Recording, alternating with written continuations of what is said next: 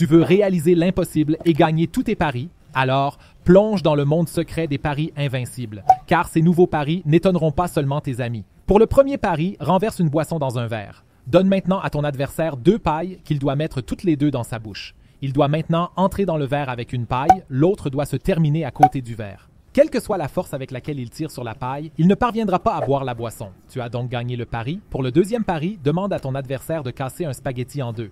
Toutefois, pas comme tu peux le voir ici, mais avec une main à chaque extrémité du spaghetti. Quel que soit le nombre de spaghettis qu'il brise, il ne parviendra pas à le casser en 2, car il se brisera toujours en au moins 3 morceaux. Ce pari aussi, tu l'as donc gagné. C'est d'ailleurs vraiment incroyable. Pour ce faire, prends 2 livres d'épaisseur à peu près égales et entre-les, comme tu peux le voir ici.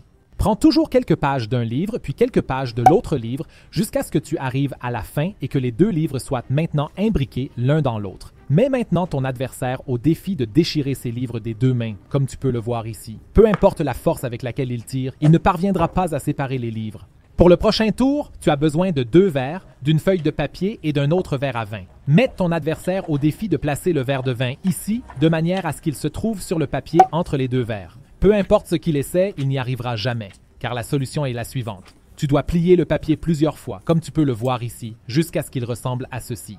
Maintenant, tu peux le poser sur les 2 verres et y placer le verre de vin, il tiendra et ne tombera pas. Tu as donc à nouveau gagné ce pari. Pour le prochain, place une paille au milieu du couvercle d'une bouteille. La paille doit maintenant être déplacée, mais sans qu'on lui donne un coup de poing ou de souffle. Ton interlocuteur ne trouvera probablement pas la solution. Tu dois frotter la paille dans ton t-shirt plusieurs fois pour qu'elle se charge d'électricité statique. Maintenant, il te suffit d'approcher ton doigt de la paille et de la faire aller et venir, puisque la charge électrostatique la fera suivre ton doigt.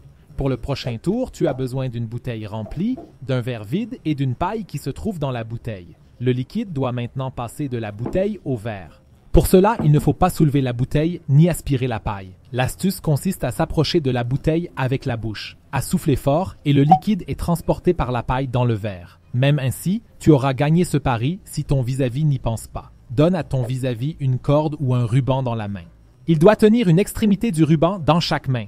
Il doit maintenant y faire un nœud sans lâcher une extrémité de la corde. Quoi qu'il essaie, il n'y arrivera jamais.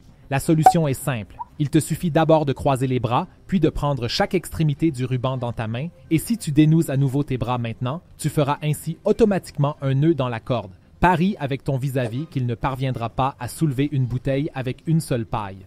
Quoi qu'il essaie, il ne parviendra pas à soulever la bouteille avec la seule paille sans utiliser ses mains. L'astuce est pourtant relativement simple. Tout ce que tu as à faire, c'est d'insérer la paille dans la bouteille dans le bon sens, puis de la soulever doucement. La paille s'accrochera sur le stade de la bouteille et tu pourras la soulever en entier, uniquement avec la paille. Le prochain tour nécessite une petite préparation. Pour cela, tu dois équilibrer un œuf sur la table de cette manière.